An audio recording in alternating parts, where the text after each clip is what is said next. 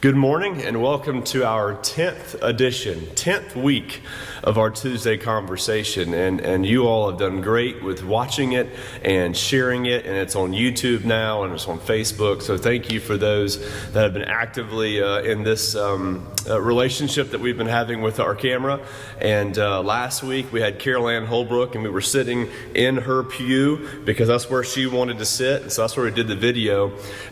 This week, you're a popular man because people requested this, but this is Coach T. McFerrin. T stands for Thomas, correct? Correct. Why do they call you T, not Thomas? That's a long story. Okay, we can talk about that later. Okay, so we're going to call him Coach T, and so he's a member of our church here. He's a good friend of mine, and Jason Inman actually was the one that said, hey, get Coach T on there. And I said, I don't know how he's going to want to do this because the public thinks there's a feud between us, but there's not. It's just honest camaraderie. But Coach T accepted, and I'm glad that we're sitting in his pew back here in the back right where we're sitting. So thank you for being here this morning, Coach. My pleasure. I Googled you the other day, and tons of things came up. I don't know if you've done this before. I'm sure. Googled yourself. You done that? My son told me I was on Google. I don't know who puts everything on Google. You can't believe everything that you find on the Google, but what I did realize was a lot of things about you, and there are a lot of these pictures of you. You don't smile a whole lot, but you're smiling now, which is great. So very serious coach on Google, but some things that I found, just some stats, and this is what Google told me. If it's wrong, and it might be, please correct me. Don't take offense. It's just what I found. So. Again, this is the 10th edition of our Tuesday Conversation, Coach T. McFerrin. 40-year coaching career. 42 years. 42, there we go, 42 years. Fourth all-time in wins as a coach in the state of Georgia with 340. Is that correct? Correct. Okay, I know you went to Tennessee, and there's some wins, and I'm sure some losses up there, but I know you got more. But 12 region championships. That sounds right. Okay. 2 state titles. And he just happened to wear one of his rings. Is that from Jefferson or South? Oh, that's the Georgia Sports Hall. Oh, that's the Hall of Fame ring. Sorry, he had so many rings to choose from. He's like, which one should I wear? We tried to get him to be like Saban and wear them on every single finger, but he didn't want to be a little gaudy, and I appreciate that. But anyway, 2 state titles, one at Jefferson and one at South Gwinnett? No. Elbert County. Elbert County. Sorry, we have a lot of South Gwinnett people here. They probably wished they had won, but they didn't. But Elbert County and Jefferson. Only coach to lead 4 GHSA schools to the state finals, 5 to the semifinals, 7 to the quarterfinals, 7 to region championships. Right. Sound about right? Also coached tennis. I know you're a tennis guy. This one has to be false. You just can't coach wrestling? That's another long story, but I was forced into it when the wrestling coach lost an assistant when I was first coaching at Druid Hills. And I'll talk about that later on. Uh-huh. I'd never even seen a wrestling match. I'd seen wrestling. Live studio wrestling. Sure. On television. I had no idea how to coach wrestling, but I had guys left over from the year that was seniors, and I let them do the coaching, and all I did was make the lineup out. So I got you. I had to do it for 1 year because nobody else would do it. Wrestling coach. It also says that you coach volleyball. 1 year. 1 year. So it's just kind of when you were there and there was a vacancy, you jumped in. Right. Good. Basketball. Oh, I was a great basketball coach. So I had the 9th grade boys. And you were probably the shortest person on the court. Can we assume that? Well, they got tired of me dunking all the time, and so I just quit basketball when I was playing. I kept bending the rim. I didn't know they lowered the goal for high school, but they did. Okay, that's good. And of course, you coached some baseball too. Right. So you left tennis out. Yeah, right there. Oh, sorry, I went straight to wrestling because I just didn't believe it. But yeah, you did coach tennis, wrestling, volleyball, basketball, baseball, and you coached a little bit of football. So, were you ever an athletic director? At Elbert County. Okay, you were. Some of the schools that you coached at, and I think these are the Georgia ones: Elbert County, Jefferson, Peachtree, Forest Park, Tucker, right, South Gwinnett, Southwest Whitfield, Southeast Whitfield, and Lithonia. Right. Did I leave any out? I think you got them all. Okay, cool. You are a member of the Georgia Athletic Coaches Hall of Fame, and just recently, the last couple of years, the Georgia Sports Hall of Fame. Right. Which is an amazing honor. I would encourage you to go on the Georgia Sports Hall of Fame website and look around and look at all the inductees. And you see all these amazing players, and then you see this guy, which obviously your record speaks for itself. But it's just amazing to see your name, because I know you, in such great company with all these people. So it's very few high school coaches. Absolutely. So that was just a couple things I wanted to share with you. And again, you can Google this, but just wanted to bring that up. And just, it's pretty amazing resume. But one thing out. What I leave out? I coached tennis at Tucker High School, and we had a great boys team. We won 3 straight state championships in the highest classification.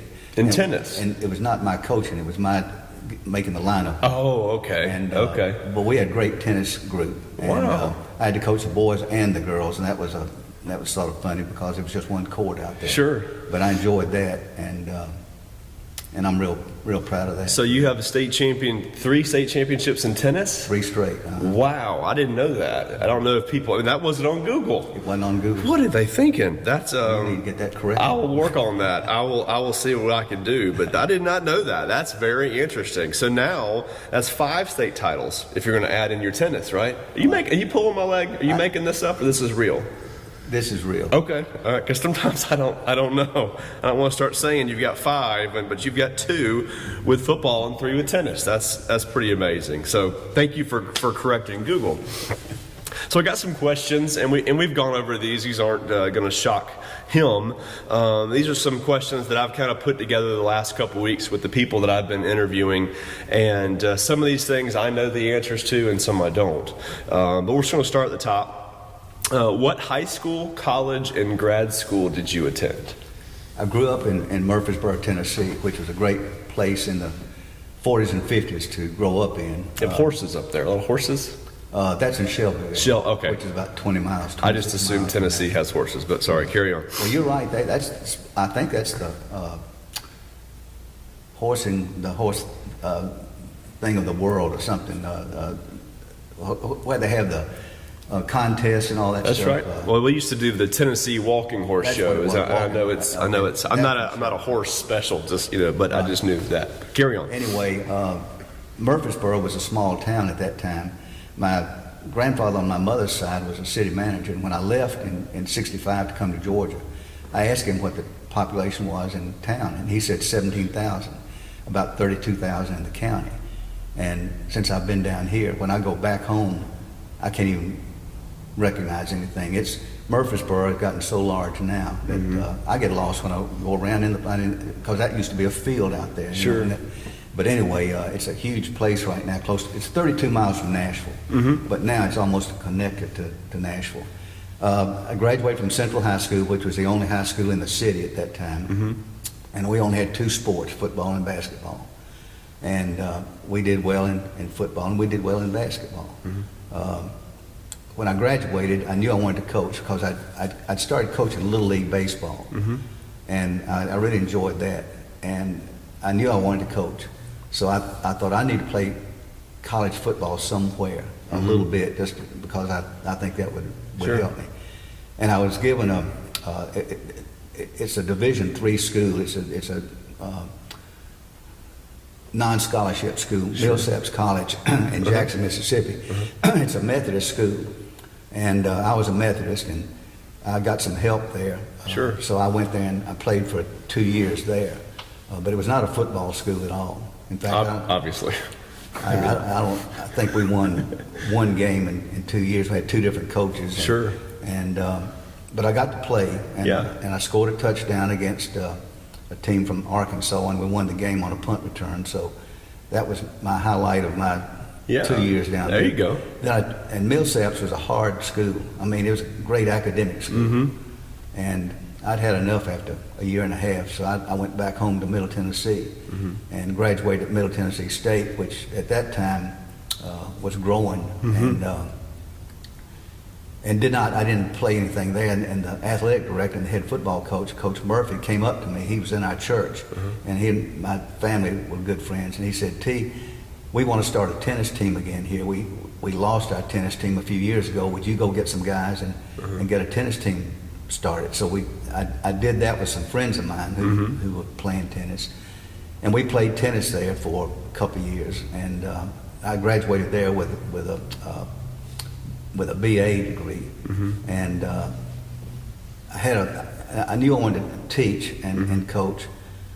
And the two history professors that I was under most of the time, I got to be good friends with them. One, Dr. Corlew, his son played baseball for my team. He was a pitcher, so I got to be very close to Dr. Corlew. Very good friends. Yeah. And but his son was a good player. Yeah. And then another guy that was a great history teacher, Dr. Wyndham. And I knew I wanted to teach like him. He would put things on the board in an outline form. And then the words that we couldn't pronounce or we couldn't spell, he would put on another board. So he didn't have to stop and spell the words for us when he was giving us French words and that kind of stuff. So I had real good experience with those two guys in the history department. And Dr. Corlew said, I told him I wanted to get my master's now.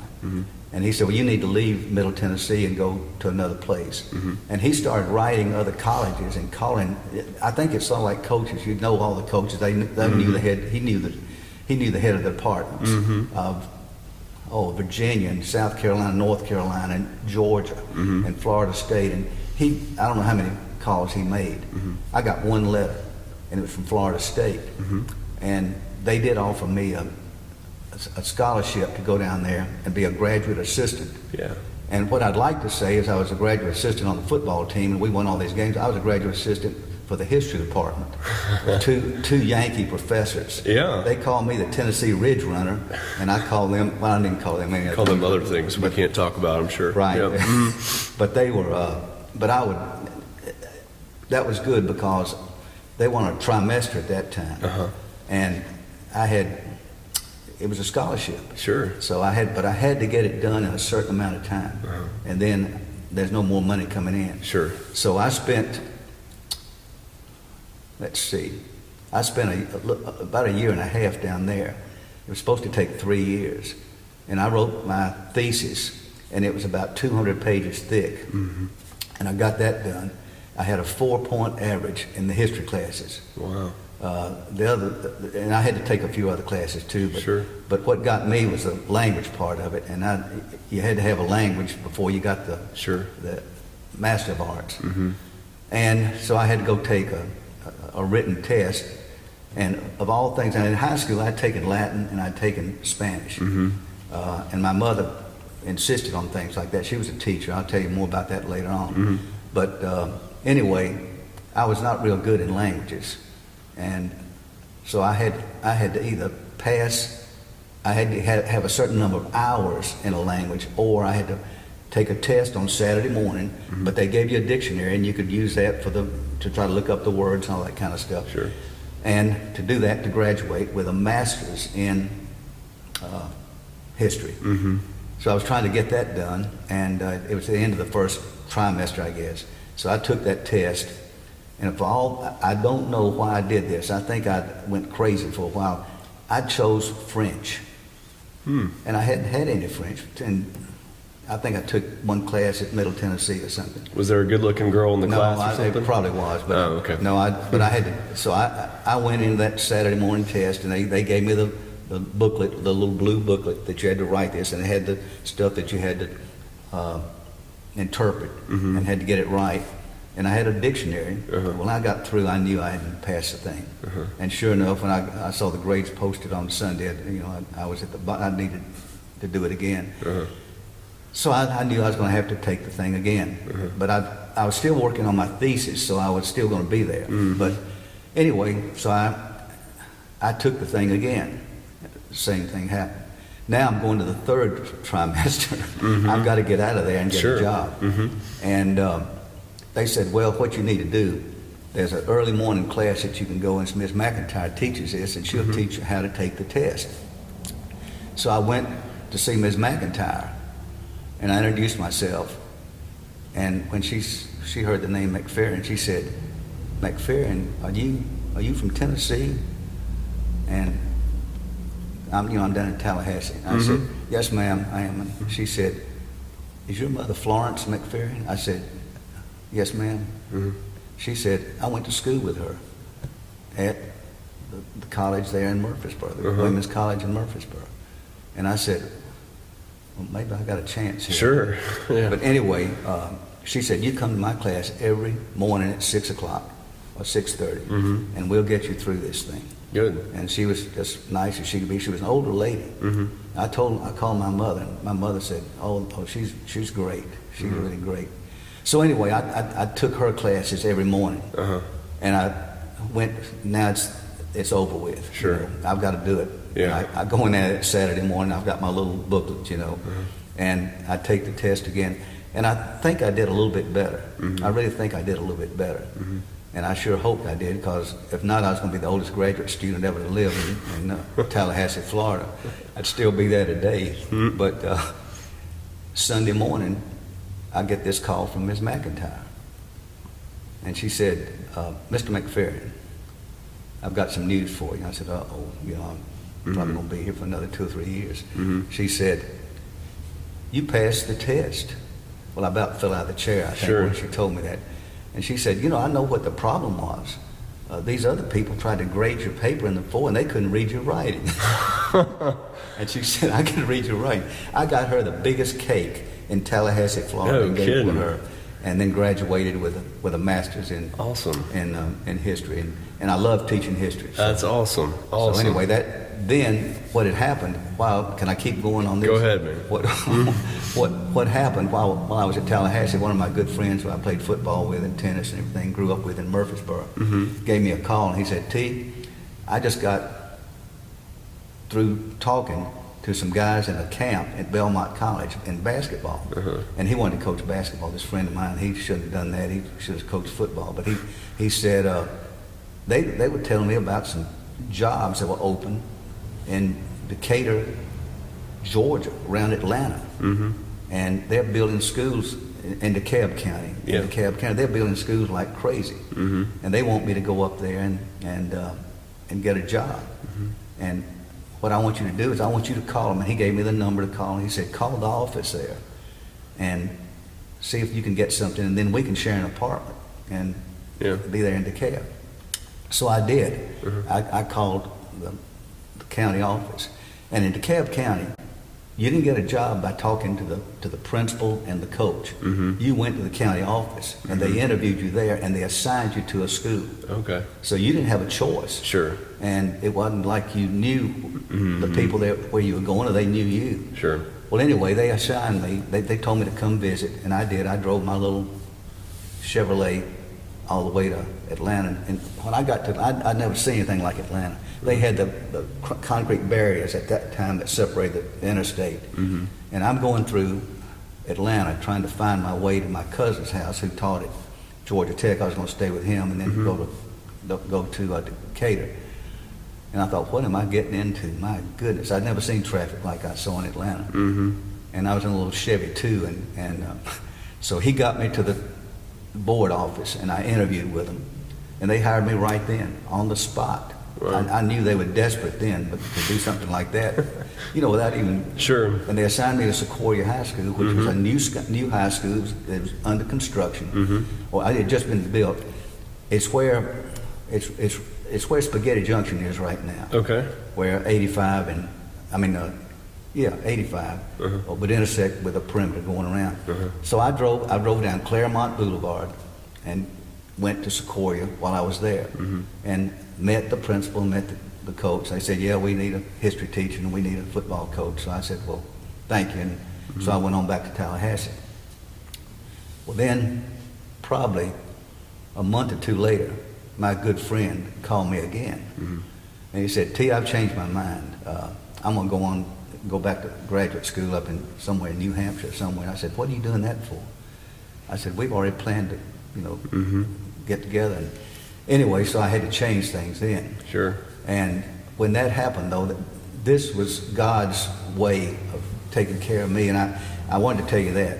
any success I've had, it's because of God has put me in the right places with the right people. I don't believe in coincidences. Sure. And I've been very fortunate there, and I thank God for that every day. Mm-hmm. I get, when I got that call back, then of course I knew he wasn't going to be there. Mm-hmm. And I got a call from DeKalb County again. And they said, Mr. McFerrin, we're going to change your school. You're going to go to Druid Hills High School instead of Sequoia. Well, that's where my friend was going to go, and so I'm taking his place. Now, the significance of that is, it was the biggest thing that happened in my life, because I met my future wife by being at Druid Hills High School. Wow. Jane Johnston from Wow. Monroe, Georgia. So anyway, he gave me a name of a guy that I could live with, because that was who he was going to live with. And now I called him Pat Stevens, who was a basketball coach, and he was really a good basketball coach in DeKalb County.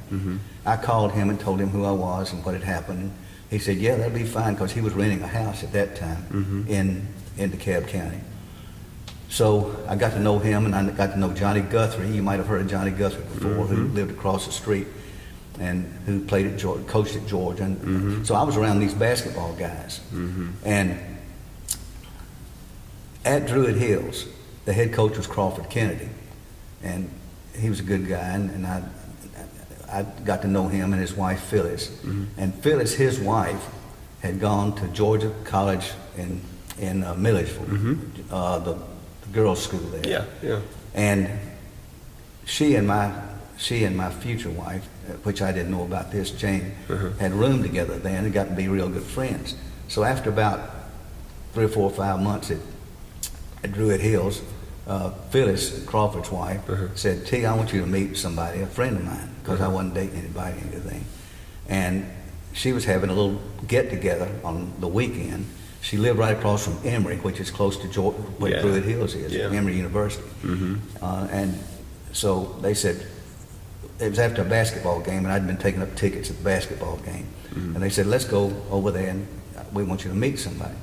So we did, and obviously she didn't know that it was a setup thing like I knew. Because she probably wouldn't have showed. I don't know. I'm just throwing that out there. You gotta be secretive. In her own house. So anyway, so I got to see who she was, and I've asked her before. I said, "Did I introduce myself, or did you even know who I was?" She said, "Well, I guess I did," and she didn't remember too much about it. But she was with about a lot of the young couples would do that on the weekends. They'd get together at different places, you know, and have a good time and listen to music and all that, you know. So anyway, I met her at that point, and then later on Christmas Eve and New Year's and all that, they asked me to bring her to a party, and I did, and we started dating, and that wouldn't have happened if I'd been at Sequoia. That's the point I was making. So that's the greatest thing that's happened to me in my life, because she's a lot smarter than I am, and she's been a great mother, and we got 2 fine sons, and awesome. And I'm glad God did that. That's and awesome. I'm glad my buddy went to New Hampshire. He left you and went to New Hampshire. Wow. Let's go to another question. I worn you out already. It's okay. It's good. This is unlimited time frame here. We can do whatever we want to do. It's our show, so we can do whatever we want. Give me your best coaching win, and then on the flip side, your worst coaching loss. Just a quick Well, quick there view. are two on the first one. Okay. Elbert County and then Jefferson, the Okay. state championships.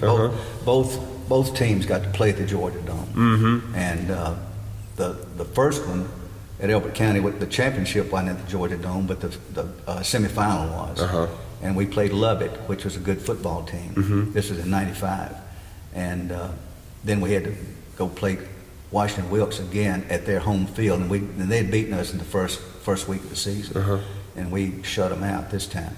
But the Elbert County team got to play in the dome against Lubbock, and that was a great experience. And then, of course, Jefferson, and then the worst loss was Valdosta, which we should have won. So we won 2, but we lost 2 also. And if I'd been a better coach in 1969. My first head job was at Lithonia when I was 26 years old. And that's another story I want to tell you a little bit about in just a minute. But the second year there, we played at Vide and got beat down there 7-6, and went for the 2-point conversion because there's only about a minute left in the game. We were trying to win the game. That was a tough loss. But the one at Valdosta was awful because we dominated the first half, and not many people dominate Valdosta in any half, any quarter. And at the end of the game, all kinds of things happened. I can't tell you all that right now, but we had dominated everything, and they had the ball on the 8-yard line, and we were ahead 7. We were ahead 7. No, we were ahead 7-3. No, the field goal. It was 7-7. That's what it was. It was 7-7. We had missed a field goal that went over the upright, but not clearly inside the post, and the official had waved it off because it said the ball has to go inside. And we had a great kicker who could kick from the 20-yard line. But anyway, they kicked the field goal with 33 seconds left and won the game 10-7.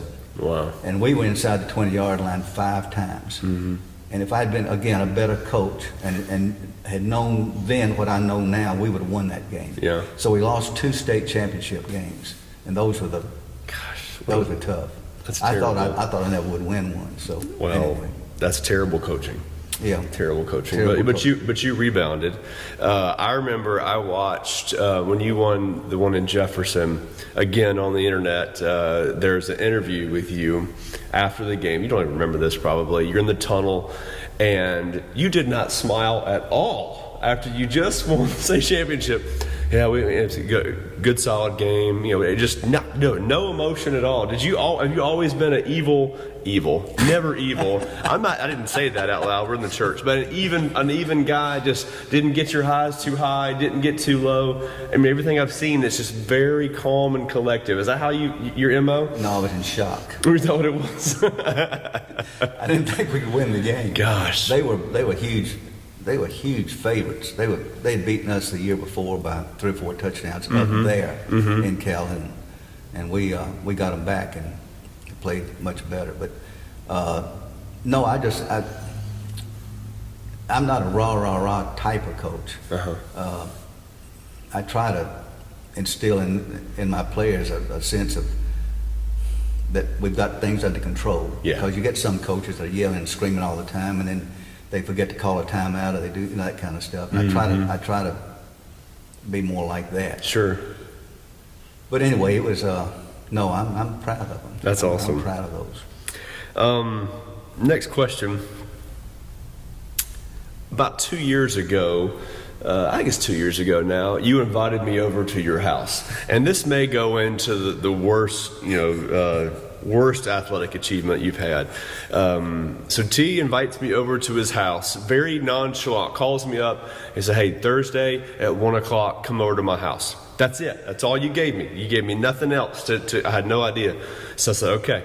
And so I pull up in your neighborhood, pull up to your house, and you're out front cutting the grass like he does all the time. He likes to keep a meticulous yard. And I pull up, and you look at your watch, and you said, "You're early." And I said, well, I'm just trying, he's a coach. I'm trying to be respectful of his time. And I was maybe about 5 minutes early. And he continues on and cuts his grass until it's 1 o'clock. As I'm sitting there kind of on the back of the truck. So it's 1 o'clock. And first thing you say is, "Have you ever played ping pong before?" And he didn't know this, but I'm pretty good with the paddle. I played some ping pong in my day. And I said, "Yeah, I'll play a little ping pong. Follow me downstairs," he says. And so we go in his house. Jane's there in the kitchen, I think. No, she brought us lunch later. She wasn't even there. She brought us lunch later. We go down the basement and we go into his, I'm going to say, mural to your life. His basement has so many amazing pictures and awards and plaques. I mean, it is a sight to see with all these things. It's a little much, but I'm just kidding. It's an amazing spot, and you can look around and watch his coaching career. In the middle of this room is this ping pong table, and he grabs his paddle and we start playing. And I'm just kind of hitting it back, and all of a sudden he asks to play a game. And I got to make a decision. Like, am I going to just pacify and just kind of play, or am I going to step up and be a winner? So I decided to step, and he's a good ping pong player. Don't get me wrong, he's no slouch. And we played, and I whooped the pants off of him. I don't know, that should have been in Google how bad I beat him in ping pong. And he starts to get irritated and mad, and finally he's like, let's go outside. And so we go.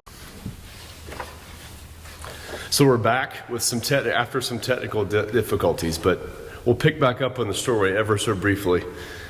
I have just demolished one of the most successful coaches in Georgia high school history in ping pong, and we go out back, and he is an avid croquet player, and some of you in the church have seen and have come to play at his house. And he wants to teach me how to play. I've never played before. Seems easy. It's not at all. And he's teaching me the rules and how to go and how to, the direction and going through different wickets and all this sorts of thing. And he's like, "Do you think you're ready to play?" And I was like, "Sure." It's not. Seems easy enough.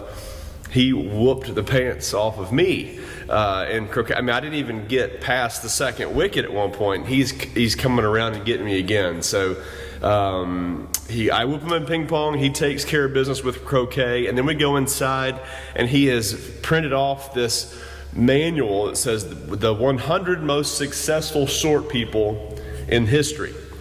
And he's like, "Sit here and read this." And I'm like, "Really?" And so I flip through. I'm looking through all these short people in history, Napoleon and all these certain people.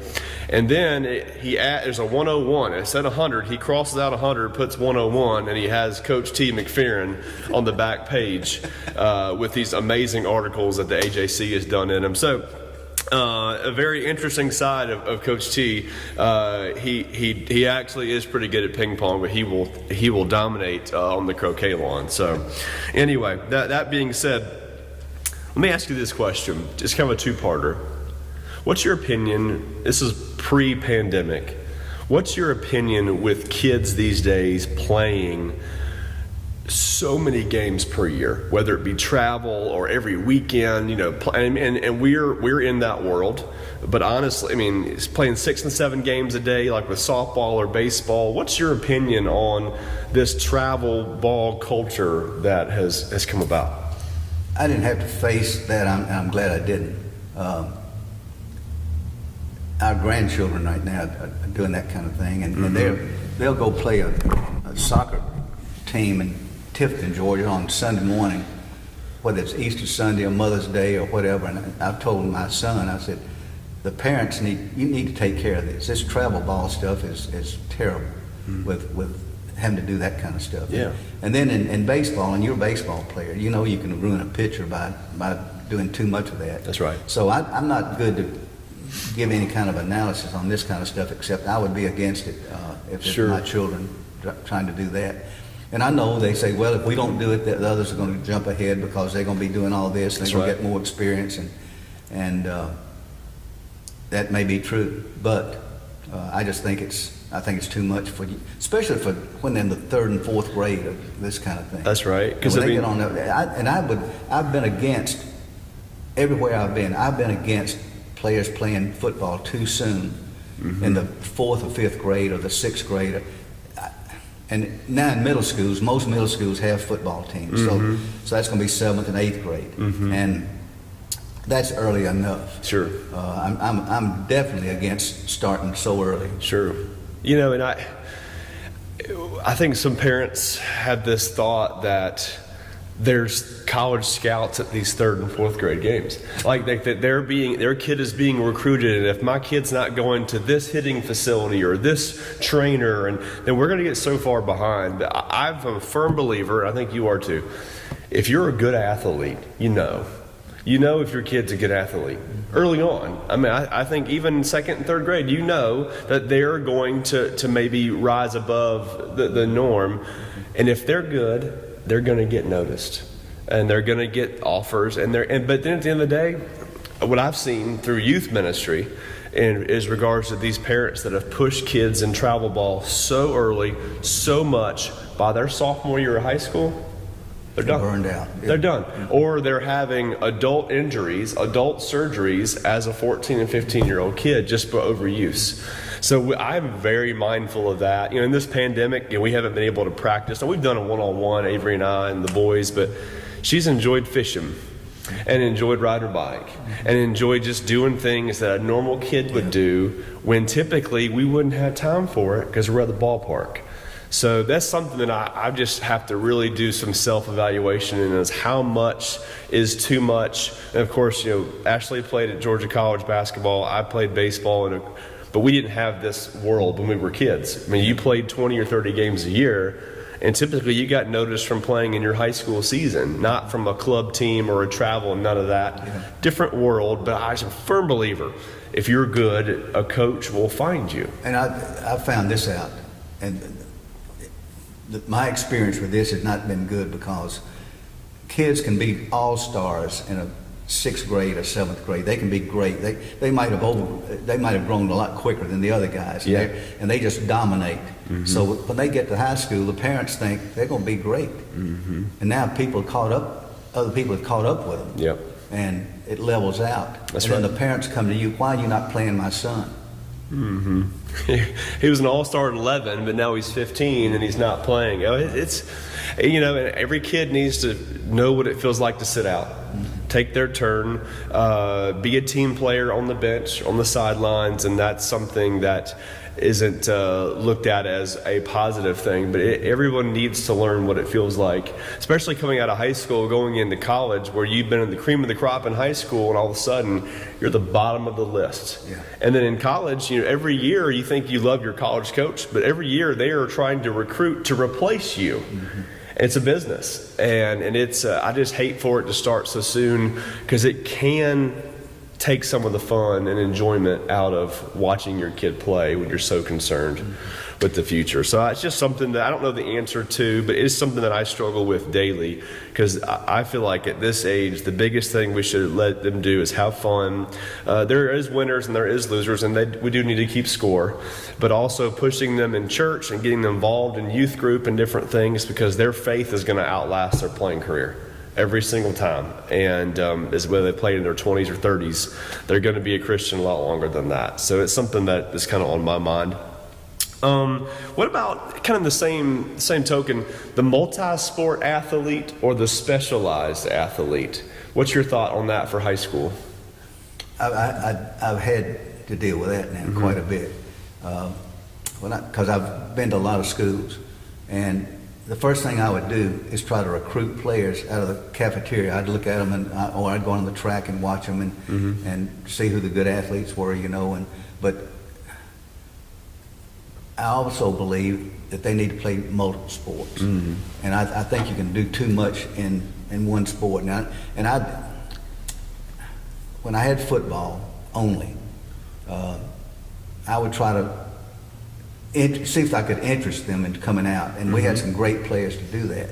We had a boy that had never played football before, and he came out at South Gwinnett, and he started for us at cornerback and wide receiver, and got a scholarship to South Carolina his senior year, and had never played before. Wow. But I got him off the track team.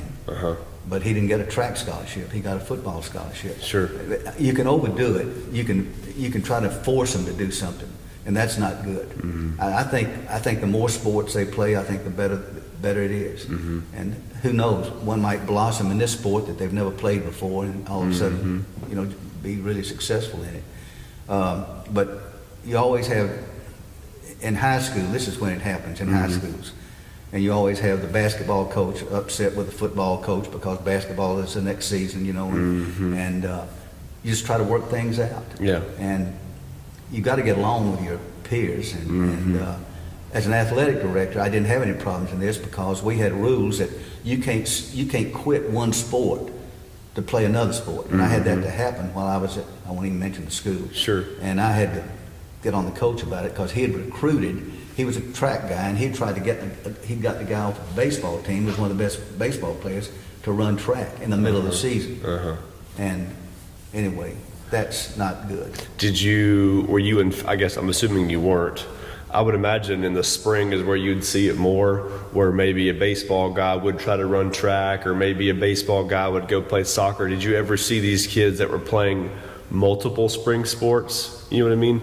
Were you in favor of that, or if you were on one team, that's the one you needed to stay with? Yeah, you've heard of guys that would hit a home run in baseball, then go down the track and run the 100-yard dash. Yeah. That's fine with me. Okay. Mm-hmm. As long as it's not overdone. Sure.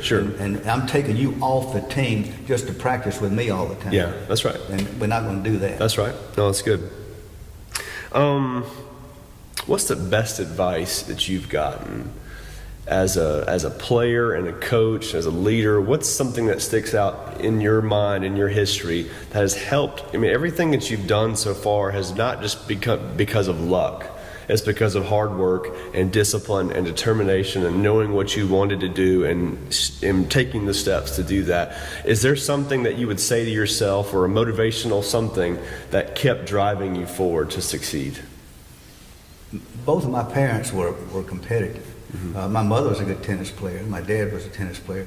They started the croquet out on Sunday afternoons in the front yard. Oh, wow. Where we lived in Murfreesboro. Uh-huh. And they were. My mother coached girls basketball. Uh-huh. She won what was then the state championship. It was not really a state championship in girls basketball when she coached in high school. Wow. Because they won the tournament. And mm-hmm. that was the highest. That's all they had. Yeah. So anyway, my mother, more than my dad, I think, taught me to try to be the very best that I could be in everything I tried. Mm-hmm. She made me take piano lessons, and I was horrible. And I'd look out and see the boys playing outside, and I just want to get through to go out and play with them. Sure. That didn't last long. Mm-hmm. But on other things, declamation, for example, she entered me in the declamation contest in the state of Tennessee, stuff mm-hmm. like that. And she even got me to work with a lady that would teach me how to make a speech. Wow. And paid her to teach that, and I won one of them, and I runner up another one. Wow. But she wanted me to be the very best, and I wanted my sons to be that way. Mm-hmm. I didn't mean they had to be, and I would tell our players, there are three things when we'd have a team meeting at the start of the season. We would talk about discipline, dedication, and determination, those three things. Mm-hmm. And discipline, my definition was doing what you're supposed to do when you're supposed to do it. Mm-hmm. And then dedication was trying to be the very best you could be at whatever you're trying to do. Yeah. And I would talk about the game of life. I'd mm-hmm. said football or basketball, any competitive sport, you're going to learn things. It's a hard thing to do. You're going to see that this carries over to life. Mm-hmm. Life is tough. Mm-hmm. You're going to have ups and downs in life. Mm-hmm. Discipline, you're late to class. Okay, what are you going to do when you get a job and your boss says be there at 8 o'clock and you get there at 9 o'clock? You're going to get fired. Mm-hmm. So you better get yourself to class on time now. Yep. In high school or whatever it was. Yeah.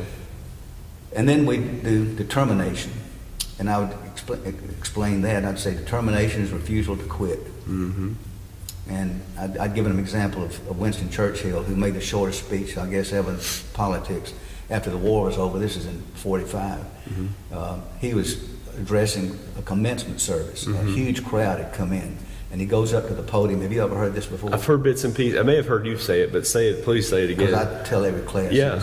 So they've come from all over the country, all over England, to hear him speak, because they just won the war. Mm-hmm. And he looks out over the group and he says, "Never give up," and walks away.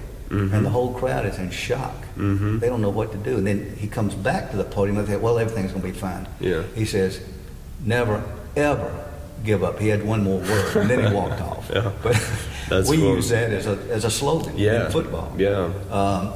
But anyway, what was the question? About the things that help strive you to continue on, and you said it with discipline, determination. The things that I know that I think that you believe in, that I've tried to instill in myself, and hopefully now in our kids, is doing things the right way the first time, and doing things when no one else sees you doing it. Yeah. It's something that I'm trying to get Avery, our 9-year-old, to do, is to love to train and practice for softball. Everybody loves the games. Football, prime example. Everybody loves running out on the field Friday nights. Who would not? But it's the 6 days leading up to that not everybody's saying, "Oh, me, please, please." But that's where winning happens. Is in the weight room. It's waking up on time. It's going to class on time. It's doing the things that you don't want to do, but you're bettering yourself every single day. And that is a drive that not a lot of people have. And it's just this focus of, I want to be better today than I was yesterday. Okay, then what are you going to do to get there?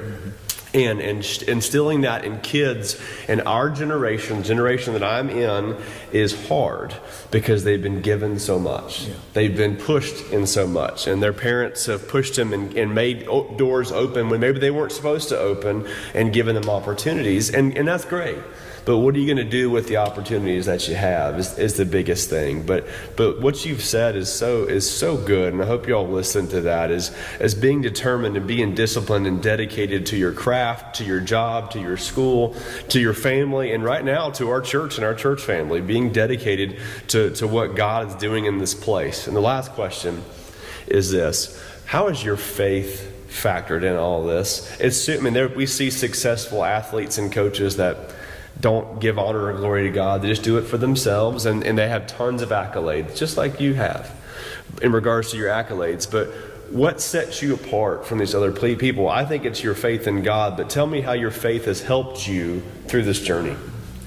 I've changed a lot since I retired for good, and I'm proud of some of the changes I've made. I think they've been a positive thing. First of all, I grew up in a very strong Christian family in Murfreesboro. My mother taught the same Sunday school class there for over 60 years, and she knew more about the Bible than anybody I've ever seen in my life. And you didn't get to meet her. She came down here before you did, and she sat in on the Sunday school classes. And my father had a long line of preachers in his family, the McFerrin family. But to answer the question, we went to church every day the church was open, on Wednesday nights and Sunday nights, and you didn't have to tell us we were going to be there. Yeah. And so I grew up that way. And when I was asked to speak at make a talk at the fundraiser in Elberton, between Hart County and Elbert County, they were going to merge their FCAs together. And it was a fundraiser. And I thought I better go back, because I had a book that was written about the McFerrin family, and it was written by one of our aunts. And I looked back in the book, and I'd known some things in there, but I'd forgotten some things. And I was tell you real quickly, my dad's side of the family, the McFerrin side of the family, my dad had a great uncle and a great grandfather who were preachers during the Civil War days. And the great uncle also was a chaplain of the Army of Tennessee. He came to Atlanta to fight the Union Army in Atlanta. And he also set up the Methodist publishing house in Nashville. Oh, wow. This is John B. McFerrin, who was a very widely respected preacher in Middle Tennessee. And I found out, I didn't know this.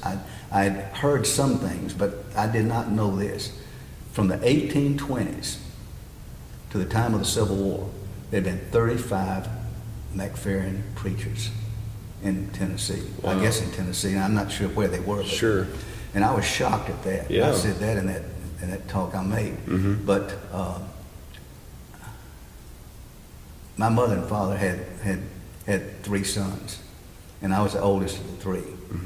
So I was the one that was supposed to carry that line on of 35 Methodist preachers. I was much more interested in following Mickey Mantle and being a center fielder for the New York Yankees, or a running back in the NFL, than I was in being a preacher. Sure. So of course neither one of those worked out too well. So. But anyway, I've changed a lot. I read a great article months ago about when you're praying, and you read that, you get different things all the time. And in this article it said, too many people just ask God for something. They don't thank God for what He's done. Sure. That hit me right between the eyes. And I told Jane, I said, we're going to change the way we're praying. And right now, and I'm proud to say this, and I'm not trying to brag or anything, but I'm just proud to say this because I needed to do it. Mm-hmm. I needed to pray more, but also I had more time now, even though I'm on 4 boards. Sure. And they are not something that's just pass you by. Sure. You have to spend some time with that. Mm-hmm. But I started doing this. I get up a lot earlier than my wife does. She likes to sleep till 9 or 10 o'clock if I'd let her. But I usually get up about 6 o'clock. Mm-hmm. And in our house, did you come? You came in the house. Mm-hmm. Okay, the breakfast room and the sunroom face east. Yep. So when I get up at 6 o'clock or 6:30, I go in there and I've already made the coffee and I just push the button on the coffee to get it to perk. Mm-hmm. And I walk back to the back of looking out to the east there. Uh-huh. And a lot of times the sun has started to come up. The sunrise has started. Mm-hmm. And sometimes it's one big spot. Sometimes it's all the way across. It's facing east. Mm-hmm. So it's all the way across the sky. Mm-hmm. Beautiful orange or beautiful pink, or it's just, I'm mesmerized. I'm standing there and I say the same thing every time. Did I tell you this? This is the day the Lord hath made. Let us rejoice and be glad in it.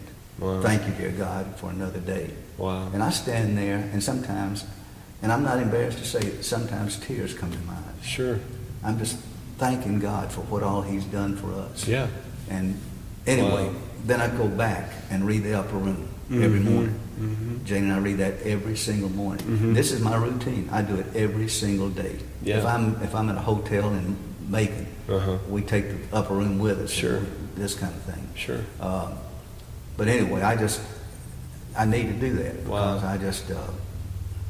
I just need to do it, and that's why I couldn't turn down the CLC. Sure. And I'm just a volunteer there, Mhm. but I'm doing the yard work there at the house across from Monroe Monroe. area, Mhm. and they didn't have anybody doing that, Mm-hmm. and that's why I've agreed to be on Spencer Breedlove's executive board with the FCA, Mm-hmm.